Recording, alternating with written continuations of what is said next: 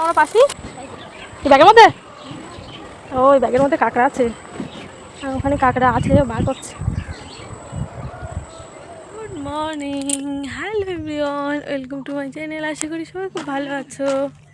আর আমরা কিন্তু ঘুম থেকে উঠে এই যে চলে এসেছি রাস্তায় হাঁটতে। তোমাদের মিমিও এসেছে, কিন্তু ও ওই দিকটায় গেছে, আসবে না বলছে। এই দেখো আমরা আর এক দুদিন পরেই চলে যাব।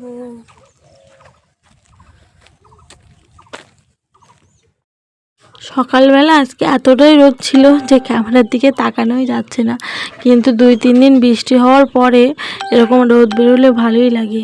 মানে বেশি বৃষ্টি হলে না ভালো লাগে না, ওই রাস্তাঘাট সব কাদায় কাদা হয়ে থাকে। এখন তো রাস্তাঘাট ভালো হয়ে গেছে, কিন্তু তাও বাড়ির মধ্যে কাদা কাদা থাকে, ভালো লাগে না, বেরোনো যায় না।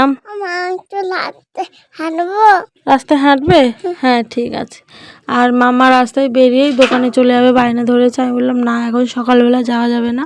হ্যাঁ, আমার এই যে একটা জেঠিমার কোলে উঠে গেছে। তারপর জেঠিমাদের বাড়ি গেছিলো, আসতে চাইছিল না, অনেক কষ্ট করে নিয়ে এসেছি।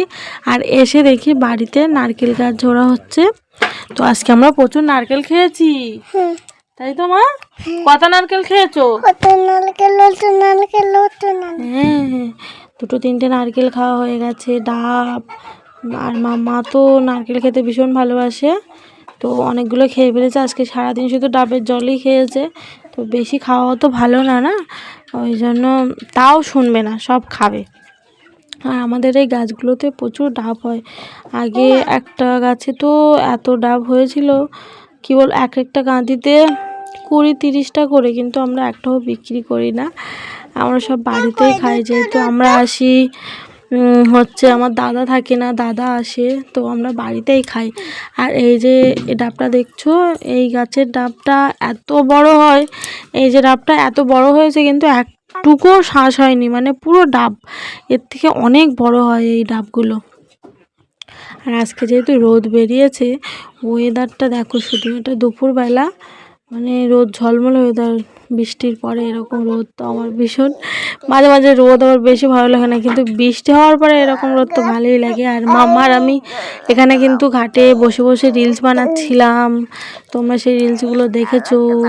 আর আমার কিন্তু ফেসবুকে একটা পেজ আছে, পেজ না প্রোফাইল আছে, সেখানে আমরা কিছু রিলস ভিডিও দিই, ইনস্টাগ্রামেও দিই, তো তার জন্য কিছু রিলস বানাচ্ছিলাম। আর এই যে গাছটা দেখছো, বেল গাছটা, এই বেল গাছটাই এবছর প্রথমেই বেল ধরেছে। আর মাম্মা বলছে দেখো মা, আম ধরেছে, অনেকগুলো বেল ধরেছে এবার। আর ও তো ঘাটে দাঁড়িয়ে আছে, শুধু বলছে মা আমার ভয় করছে। জানিও